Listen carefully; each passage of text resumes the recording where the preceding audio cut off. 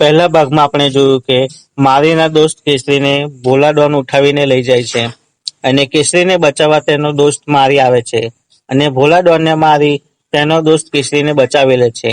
Marina હાથનો માર ખાધો એ વાત ભોલા ડોનથી સહન નથી થતી, તેથી એને જાનથી મારી નાખવા માટે અલગ અલગ પેંતરા શોધે છે અને તે બીજા ડોનને મારીને મારવા માટે તેને સોપારી આપે છે.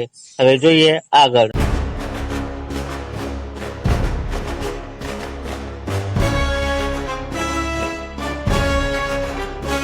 હારું આ મારી જેટલું ધારેલો એનાથી વધારે તાકાતવર નીકળ્યો. એ ઉપાડવાનું કોક કરવું પડશે.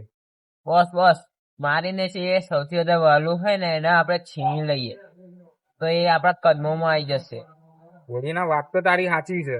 હું મારો બોસ તો તોય મારા મગજમાં વિચાર ના આવ્યો. જાલે ઉપાડા કપાસ એવી કરી લાય કે મારીને સૌથી વધારે હું આવું. Okay boss.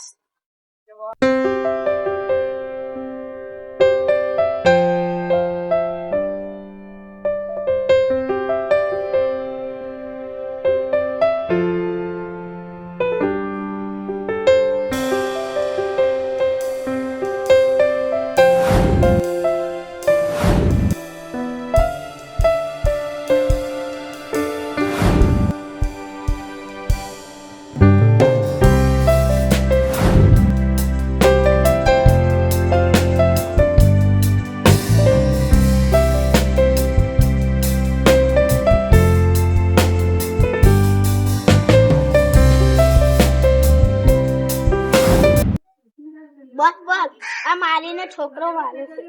છોકરો વાલો છે ને? જાઓ બધા એના કિડનેપ કરી લાવો એના છોકરાને. જાઓ. હેલો.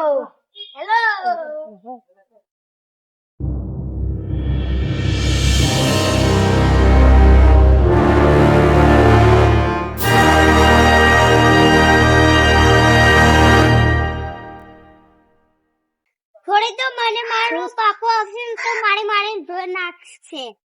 જતે આ ટેણિયાનું મોં બંધ કરી દેજે તો તું. મન ફળી અડન તો નાકે બટકું ભલે. બોલાય તારા બાપા.